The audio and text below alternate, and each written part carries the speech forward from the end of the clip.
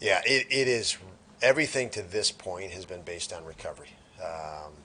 Craig is kind of established himself as the guy, and with the number of games and where he's at coming off an injury in a long term, we're looking for information from him, how he feels, and if he feels good, he's going in. If he feels he needs another day, we give him another day, because we want him to perform at his optimal.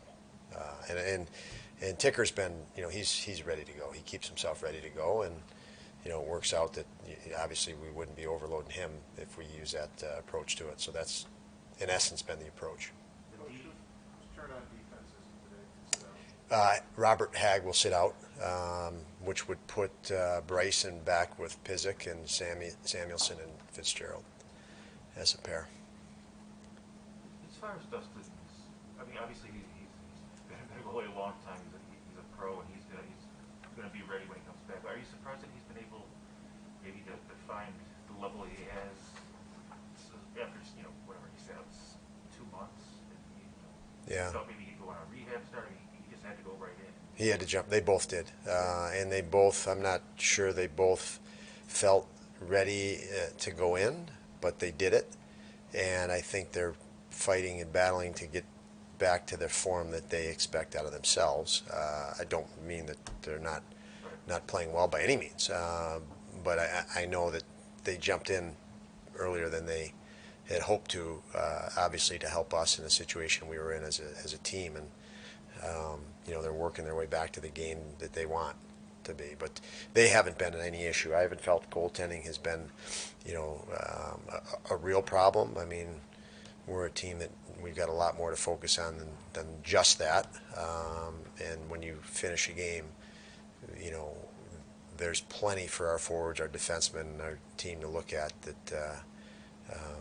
that we need to target and make improvements on. So, those guys are, we know they're compete, they're ready to play, and we're happy they're both back. What did you learn from the game in Denver? When you look at these crazy numbers, and your defense really have to play the gaps well, but how difficult it is to defend this? They have extreme confidence and speed, and they can attack and attack quick. They're like, if I think around the league, it's like it's similar to a Connor McDavid attack. I mean, they're just up and gone. You have some very quick-footed, talented defensemen that start the transition with their first two strides.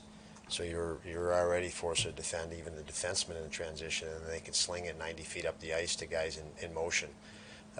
So it's a fun team to watch, obviously. It's a fun team to play against, even though it is very challenging. I think our guys are up for the challenge. Much different than the other night. Much different. We didn't have much for opportunity the other night because of the way the other team played. This team will run and gun. So, you will have opportunity back, but they play knowing that, the odds are that they can outscore you. And, that does give you some more opportunity the other way if you can convert. The one thing with Casey being out has really given Dylan great opportunity, which we've talked about taking advantage of. He's really gotten better as the season's going on and done well. So now Casey's back, and when he gets going again, you're going to want to give Casey ice time. I'm imagining you probably don't want to take too much ice time away from Dylan. You've got Tage who you want to give ice time to. I mean, where are you going to find all the ice time for all three guys who are guys you want to play? Yeah, it's nice because we haven't had that type of competition for ice time. There's an old adage, if coaches, you're in charge of their ice time, that's how you discipline them. But if you don't have anybody that can take the ice time away from them on your team, it doesn't matter. You can't sit a guy that you need or use that. But now we have competition. I mean, those are three very capable centermen. We haven't even mentioned, Peyton Krebs, who we shifted to wing. But we're a team that has to keep getting guys going. We talked about Skinner at the start of the year. Thompson and Middlestead even entering the lineup and establishing themselves as NHL players. We have all these smaller projects before we can even think about everything coming together.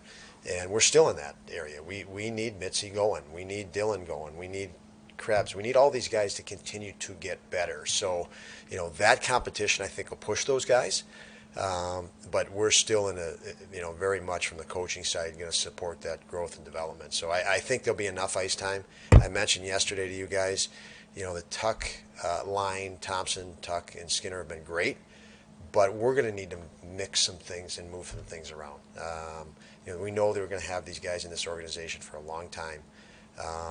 It would be great if they did establish themselves as a number one line, but I think that those guys are all evolving. Tuck is a major evolving player.